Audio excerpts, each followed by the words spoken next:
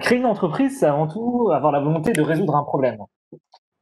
Problème que souhaite résoudre Tissard, qui a été levé en 2015. En 2015, j'étais manipulateur en radiologie médicale. Mon métier, hein, comme tous mes anciens collègues, c'était de préparer des médicaments qui sont radioactifs, pour les injecter aux patients, réaliser des examens, des scintigraphies, ou d'autres examens.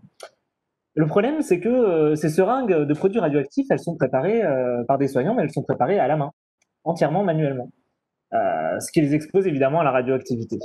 C'est un problème qui est connu, qui est bien mesuré. Les soignants sont surveillés par les autorités, ils ont un sujet médical important. Néanmoins, j'estimais en 2015, c'était impossible qu'on continue à travailler comme ça. Et j'ai donc poursuivi mes études, je suis devenu ingénieur et à partir de là, avec l'équipe que j'avais réunie, on a voulu résoudre le problème. On a voulu résoudre le problème qui était, il ne faut plus que les soignants préparent des produits radioactifs à la main, ce qui semble assez évident. Et depuis, on a été accompagné par le PIL, par l'incubateur Lorrain, on a été soutenu financièrement par Science, par la région. Et dernièrement, en 2019, on a réalisé un premier tour de table pour 1 million d'euros. Et nous lançons sur le marché notre premier robot qui va automatiser la préparation des seringues de produits radioactifs. Donc, mission accomplie.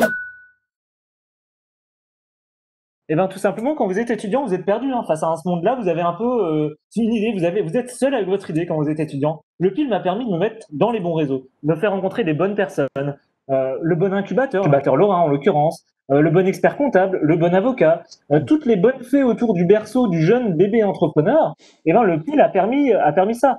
À côté, ils nous ont offert des offres de formation pour qu'on progresse sur tous les points qui sont nécessaires pour créer une entreprise. Finalement, c'était vraiment quasiment une école de l'entrepreneuriat. C'est quelque chose de très professionnel, mais néanmoins sympathique, et l'ambiance a toujours été familiale. Alors, c'était un vrai